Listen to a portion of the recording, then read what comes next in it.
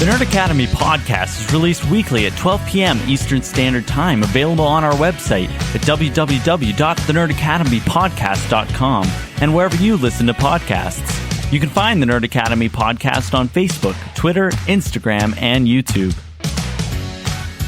You can also help support the show by going to patreon.com/The Nerd Academy podcast, where every donation allows us to bring you more exciting content every week.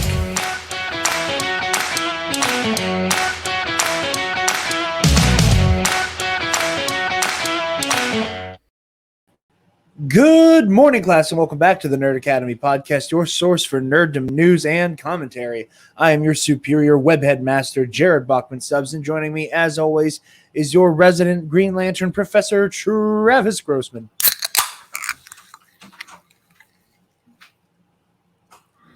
It's the morning. It's the morning. We are back out of the woods, and we are becoming actual people again very, very, very slowly. But surely, we're not going to be like wood people eventually. But we're here. We're back. We're here to review the final episode of Loki Season One. For all time, always. And this was great. I watched this at a very uncomfortable spot on the floor at camp while everybody else was asleep. And then Travis and Alexis waited to watch it like normal people in the comfort of an actual room with air conditioning and a bed and blankies to stay comfy. I was just on a hardwood floor on a slowly deflating air mattress and then moved to the bathroom. But nonetheless, episodes were watched. Travis, thoughts on this insane finale? Say it with me now. It was good. Oh, yeah. It was good. It was very good. I didn't know what to expect. I didn't know what you were going to say. I was blown away. This was the inexplicable nature of doing a finale episode that is 90% exposition. Mm-hmm. You know, like I think that that's like the universal praise I've been seeing for this episode. That this was almost all entirely exposition. It was just talking. There was no action. There was no big final battle or anything like that. It was talking, and I loved it. It was so good. Jonathan Majors. Oh boy, I can get used to watching that man work. Wow. He's perfect. He's perfect. Like, the thing that I'm so excited for with him is I cannot wait to see the different places he takes his portrayal of Kang in whatever form that takes. You know, obviously here we got the, MCU brand of we're going to take two characters and squish them together. For all intents and purposes, he was Immortus, but they called him He Who Remains, which, He Who Remains does have connections to the TVA in the comics. But in terms of like actual characterization, this was the Immortus variant of Kang the Conqueror, down to outfit and everything, which I enjoyed as well. I'll try. There's so much to unpack with this, and I'm not sure like what all we want to tackle and where. There's so much, and yet not that much. Yeah, partially because we don't need to unpack the fact that it's Kang because we talked about that. We don't need we knew that this for non-video listeners. See my name in the video version because we in fact called it. We knew the show would end in the big multiverse split. Yep. So there's that too.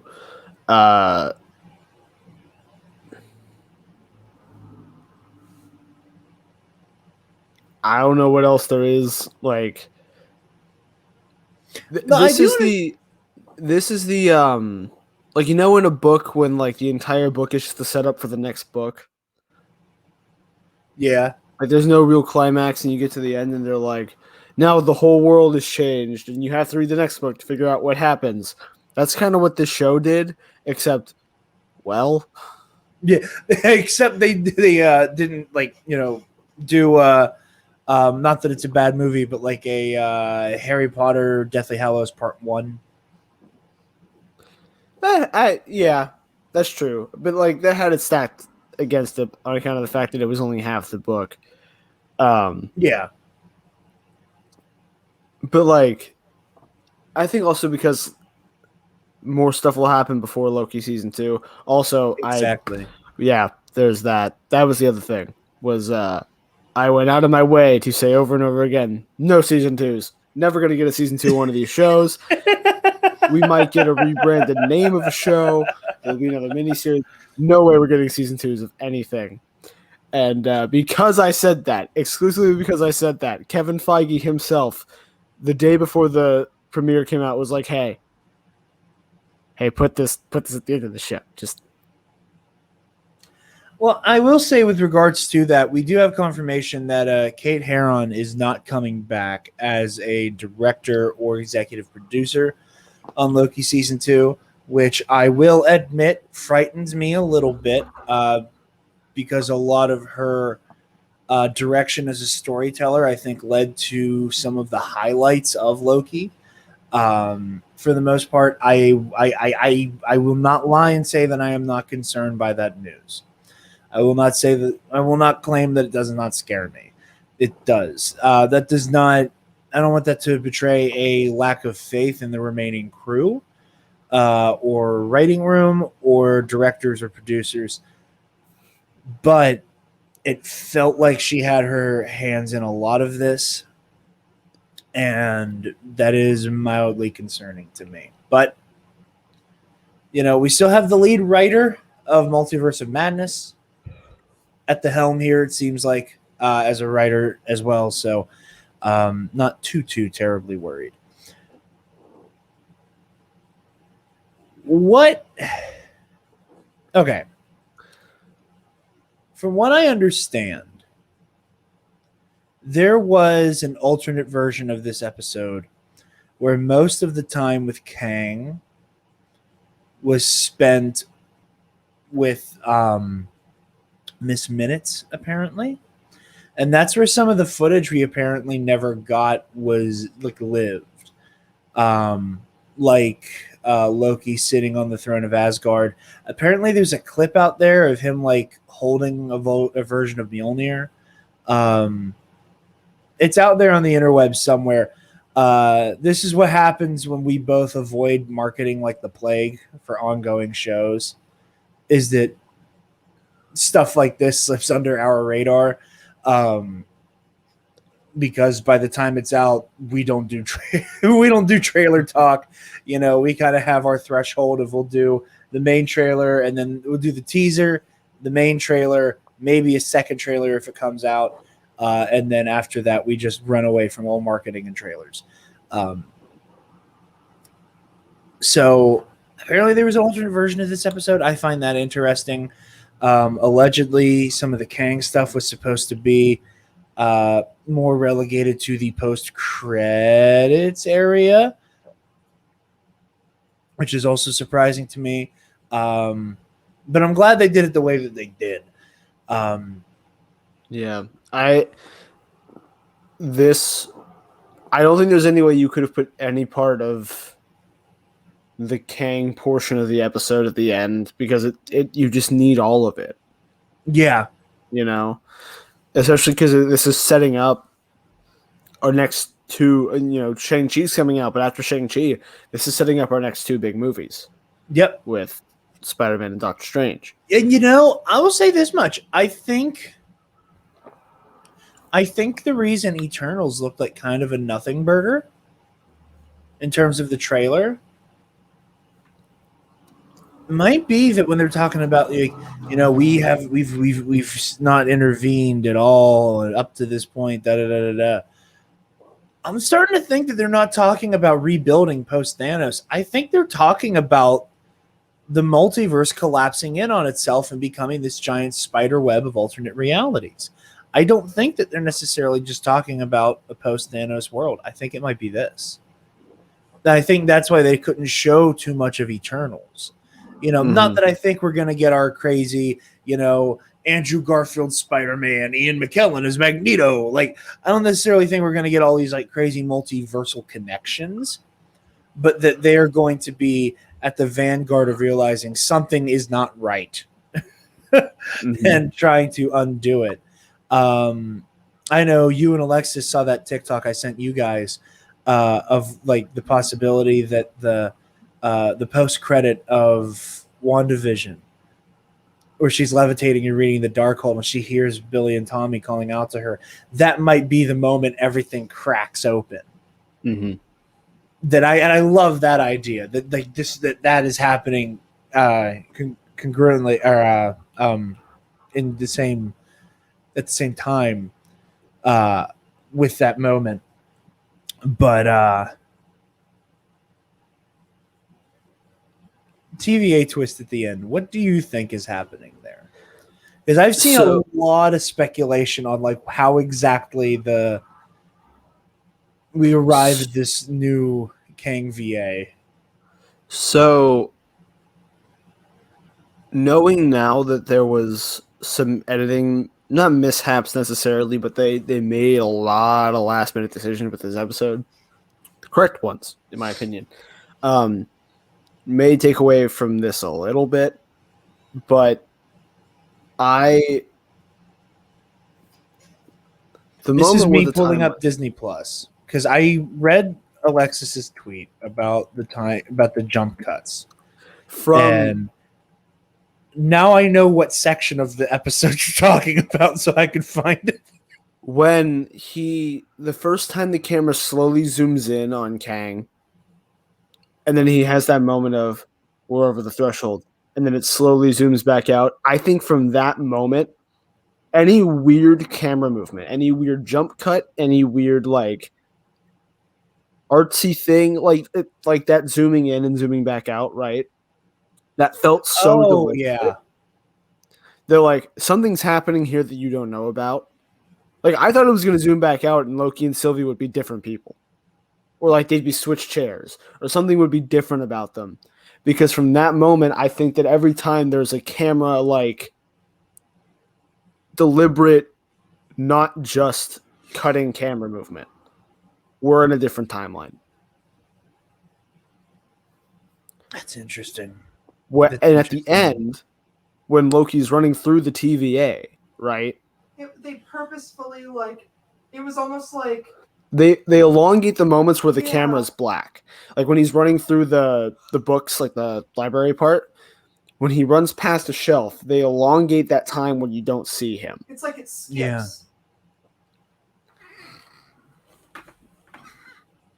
So I think what we were seeing there is like, here's all these versions of Loki that are so close to each other, running through these versions of the TVA that are so close.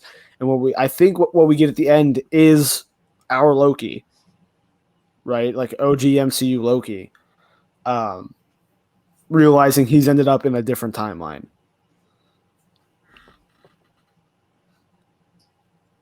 So that's what I think is really interesting, because I've been seeing a lot of, and I don't know which direction to go in. I got to bump that. I got to hang out with Mitch and Sean from Comic Book Cast and talk about the finale with them. And we were talking, and Mitch was like, "Well, what do you think he's going to put the TVA?" And I said that, and I'm going to say now, I don't know which direction to go. I don't know if what we're looking at is the time, like Kang, because time travel, everything becomes relative. You have your, Cap leaves looking like Chris Evans, and then it only took us 2 minutes, but for him it's been 40 years, and now he looks like Joe Biden.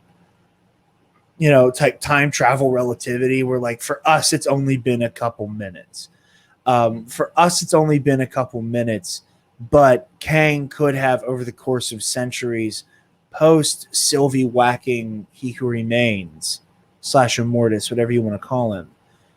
Sylvie whacks him. He now has to realize, okay, how can I build a better version of the TVA that I can use as a weapon in the way it was used against preventing Kangs from being able to conquer the timeline. And that he's like reset the TVA and realized, okay, I'm not going to do this timekeeper nonsense anymore. It's about me. I am like the time variance authority serves Kang the Conqueror. And that is his strategy moving forward. And that he has completely reset the TVA over the course of hundreds of years. And it's more akin to kind of like people have been making the comparison to The Matrix with the architect scene, where it's like, this is like, you're not like, this is the 6th version of The Matrix. There have been 6 The Ones. There have been 6 whatevers leading up to this. And every time we've just kind of had to reset everything. So Kang has just kind of done to the TVA what has happened with The Matrix in a way, if you want to compare it to a different piece of media. And then I've seen what you just said. He's in a completely different timeline. He like came through that portal, and because the Tempads basically, I would compare it to, light speed in Star Wars, where you have to be incredibly precise with those coordinates. Otherwise, you are in a world of trouble. Because the timeline is no longer one single, I'm like trying to power through what I feel like is a sneeze coming on. Since you're trying to, pardon me, if you're trying to, thank you. If you're trying to make your way back to a specific point on the timeline, goddamn. Okay. If you're trying to make it back to the timeline, I'm allergic to time travel talk at this point. If you're trying to make it back to your original point on the timeline, your origin point from before you got to this location, now that everything, it's gone from its multiverses stacked on top of each other to you got a line here, you got a line here, you got a line down here, you got a line around there, you got a line up here. You just punching that in, you don't know where you're going to end up necessarily. Now, granted, he ended up back at a TVA, but is this a TVA that has always been under the direct service of Kang the Conqueror? Have memories been wiped? Is this a hard reboot for everybody? Is this just an alternate version of the TVA? Like, there's all these different questions that I personally, I don't know what to make of it. I think if we had figured out that the TVA existed in its own pocket dimension, then maybe it was like a Kang went back and reset the TVA. I think this is just a separate TVA. Yeah. Knowing that we are in, knowing from last episode that they hide things in the timeline. Like Kang was hidden at the end of time, right? And that they are able to place things in the timeline where they're not going to be much of an effect on anything else. And then that's where the TVA was sitting to. That I think this is just a different branch timeline. It's a different TVA where that timeline's Kang didn't hide behind a big cloud dog. Yeah. It's just really like we got my favorite type of thing with these kinds of stories is when you have like an equal exchange of question and answer. Like we went in with who's in control of the timekeepers, what is the TVA, what is going on here, what is this leading to?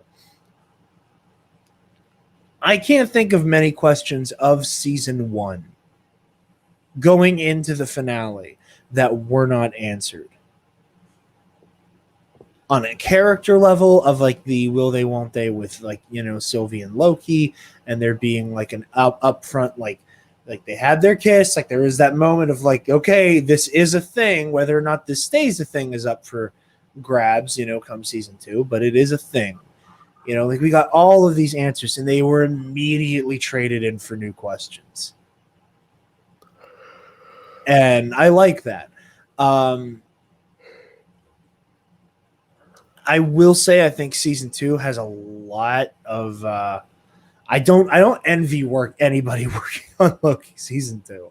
Not only do you have what could be the standout MCU show, I keep saying that like we still aren't getting like 3 more by year's end, because I keep forgetting that both Hawkeye and Ms. Marvel come out this year. I didn't realize Ms. Marvel came out this year. Yeah. I know I saw an article before I watched the episode, so I didn't click on the article, but it was like either Feige or Favreau, probably Feige, admitted that there was a meeting at Marvel of like, moving forward, this is how we work in the multiverse. Here are our set rules. We do not break these rules so as to not contradict or overlap or mess anything up. And there are a lot of people who are treating that story like a nothing burger, and I don't think that was fair. I on one hand, I understand the like executives meet to discuss ongoing project. Like I understand like that read of it, but there's a lot of moving parts here. It's the same thing Disney did with Star Wars. It's the like we need a group and have of been people failing at recently. There have been so many weird continuity inconsistencies that like we need this team to interact with other projects to make sure that like if we reference something here, it doesn't conflict with something that happened here. Especially now that we're going to have 85,000 versions of all of these characters. Like, yeah. But yeah, I'm just stuck on Jonathan Majors. Like I just keep coming back to him. His performance blew me away. I saw something talking about how part of that scene, part of that moment was improv from Majors on the spot. I didn't get an opportunity to see what that scene or what that moment was, but I'm inclined to say that it was the wake up Sylvie murderer hypocrite bit, because that like again like that kind of startled me because he's doing this whole like goofy like almost like you could compare it to the Doctor almost, or there was that kind of like I'm just here, I'm having a good time. Like this, everything around me is like really, really, really, really, really, really severe and important.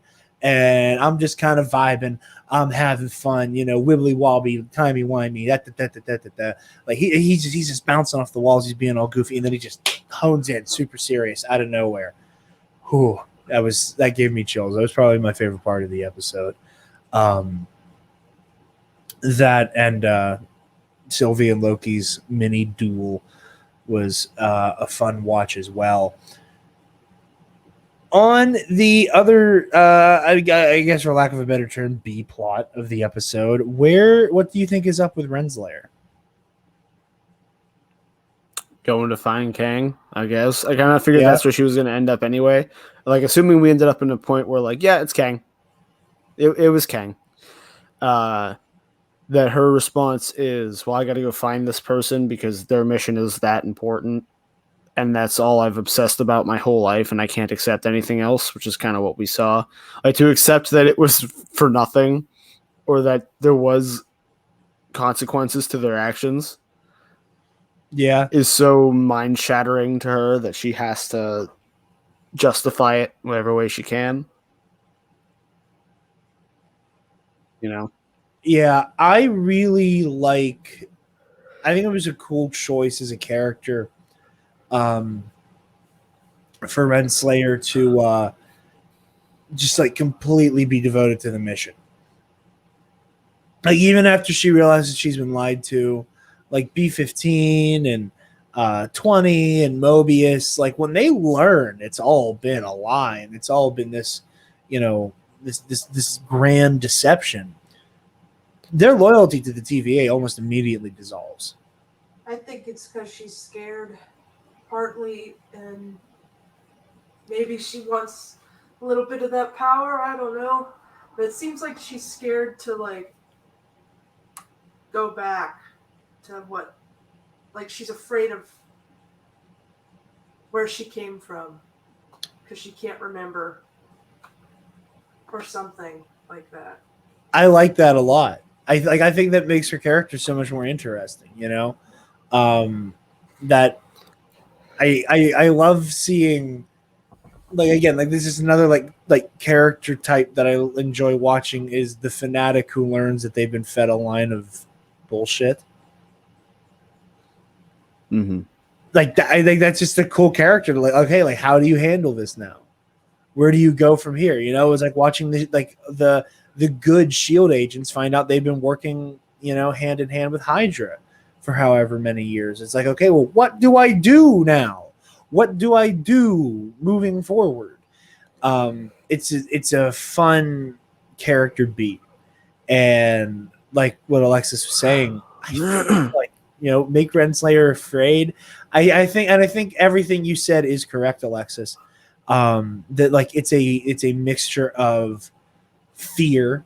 It's like, well, my whole life has been the TVA. What the hell do I do now?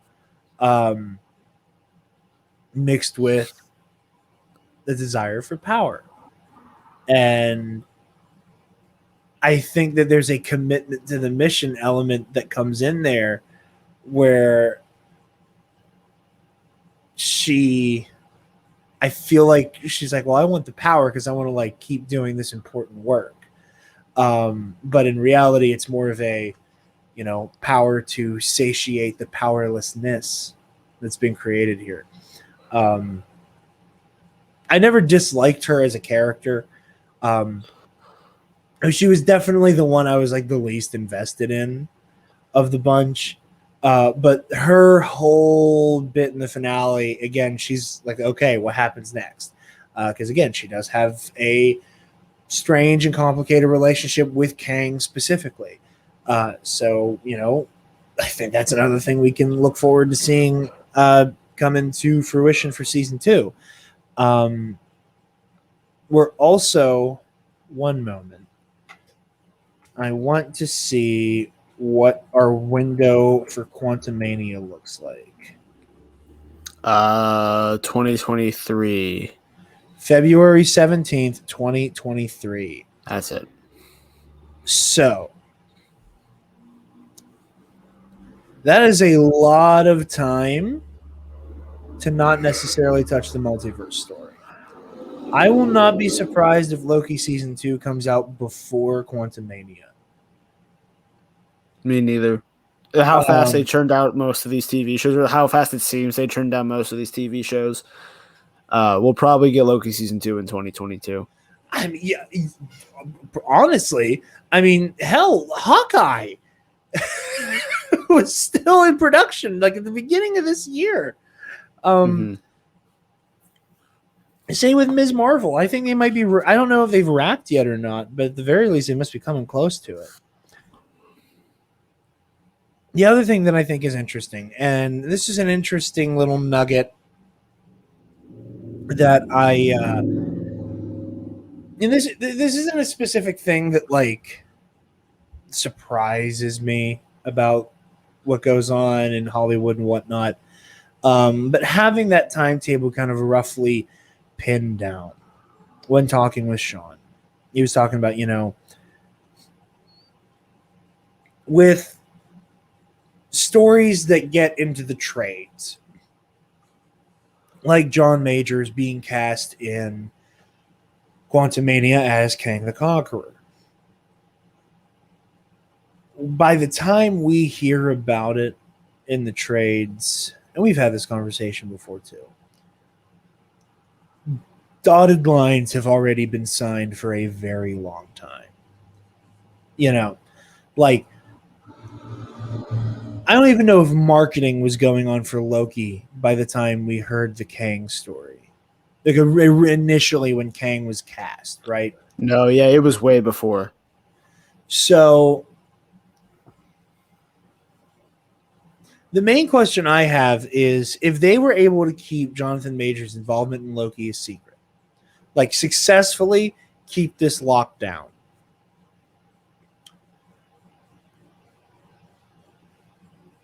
I am convinced that the guns only get bigger from here. Right?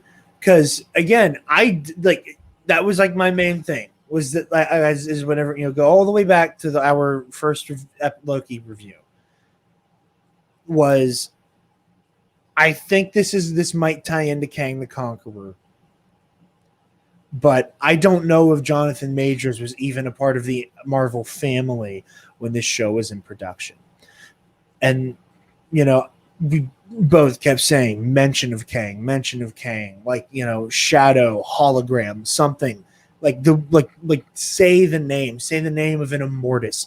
You can get away with doing Immortus because it does not have to be Kang the Conqueror, since we're doing, out of however many Lokis we've seen throughout this show, only 2 have looked like Tom Hiddleston. So you can get away with having somebody else play Immortus than the person playing Kang. And then boom, at the end of the episode, it's Jonathan Majors as Kang the Conqueror. You could almost compare it to Luke at the end of The Mandalorian, right? Where it's like, if there's a Jedi who's going to come rescue Grogu, who's it going to be? And it's like, well, for the story, the obvious choice is Luke Skywalker. But here is this list of logistical reasons why it can't be Luke. All right, so let's jump over to these easier to pull off but less likely Jedi, like your Ezra Bridgers and Cal Kestis and whatever. But it ends up being Luke. And even though, story-wise, if this were a novel or a comic, Luke is the obvious choice, and it wouldn't surprise you that much for the sake of the TV show. Holy Christ. That was the same kind of reaction I had here with Jonathan Majors showing up as Kang, where I was like, okay. They really went all in. Like, they actually did the thing. I said when he first showed up on screen, the words out of my mouth were, wow, they really did it, huh? We're doing it. This is it. No turning back now. No, that elevator door opened. I was like trying not to loudly gasp because I had Spencer in his sleeping bag next to me and you guys not too far away. But my jaw was on the floor. Also, unrelated to story directly, just the look and aesthetic of this show is just so good. Just everything about it, like the way they're depicting the timeline and just the fortress itself was beautiful. The statues and everything mixed around, like it was just that perfect mix of like outer space fantasy type stuff and timey-wimey creepiness. I don't know. It was perfect. Yeah, this is a phenomenal finale. Like, they did not leave a single thing on the table, except for the things that they deliberately put on the table for next season. And when you do a show like this, I think that's your best way to go. I'm looking forward to next season in so much as I'm curious as to how much is going to be a direct sequel and how much is going to be tying in from other stuff. Yeah. And I'm not complaining about this because I like an undercurrent of mystery. But I'm curious when we are going to move away from everything being mystery driven. the whole the center point of WandaVision is what the hell is going on. What is really happening? Who is really controlling things? By the midway point, a huge element of Falcon and the Winter Soldier is, who is the power broker? That's a driving force of the series, becomes like mystery questions. And then with Loki, it's who's running the TVA, what's up with the Timekeepers. I'm curious as to when the show is going to be driven by an objective and not a question. Mm-hmm. Not that I'm complaining about that, because I enjoy the mystery element. I enjoy the trying to solve it in real time with every episode. And this time, I didn't go all in on Mephisto and was actually right about things. So that was fun to not get your teeth kicked in by the show by the end. I'm rolling my eyes so hard right now. Fair. But yeah, I'm curious as to when that is going to it's not going to be questions driving the show. Well, unfortunately, I need to skedaddle. Please skedaddle. So I'll say your things, and then I'll boot you because it's pretty. I'll leave you all the question of where I'm going. Work. It's work. Find me at all the places. Travis Political. Loki was great. Can't wait for more. I kind of wish there wasn't a season 2 so I could be right. Same. All right. Talk to you later. Later. But yeah, well, so you guys are in the loop content-wise. Fingers crossed on Friday. We will be doing a Black Widow review. Hopefully that happens the way we want it to. And then the following Monday, Tuesday for you guys, we'll be doing our Loki season review. We're going to talk about the season as a whole, not just the individual episodes of the finale. And assuming everything works out, we will have some pals from the Comic Book Cast joining us for that as well. Other than that, we are going to be back to business as usual. Nerd Academy, Knights of the Nerd Republic, and the number one contender will be returning to their usual days and times and things like that. And we will have some episodes of Campus Life and Movie Club coming down the pipeline soon as well. You guys can find me on Twitter and Instagram at DarkJedi2552, and you can find the Nerd Academy podcast on Facebook, Twitter, Instagram, YouTube, and on our website, www.thenerdacademypodcast.com, where, if you're feeling generous, you can donate to our Patreon page. Speaking of our patrons, thank you to our $10 alumnus, Case and Breon, the Waffle Wizard, Delta 9, and Zach Canals. Oh, wait, I forgot one. Oh, my, oh, dear, who is it? Anybody but... Thank you to Never Gonna Give You Up, Never Gonna Let You Down, Never Gonna Run Around or Desert You. You mad lad. Be sure to consider the $5 tier. We get access to the Knights of the Nerd Republic Versus series, which will also be coming back soon now that we're back from camp. Heroic History 101 and the TNAP Movie Club audio commentaries. Click on the student store link on our website to go straight to our TeePublic. You can get all manner of Nerd Academy merch and goodies. Thank you all so very much for listening. Be sure to like, comment, share, subscribe, do all the things, and class dismissed. Stop! Move away from the cook.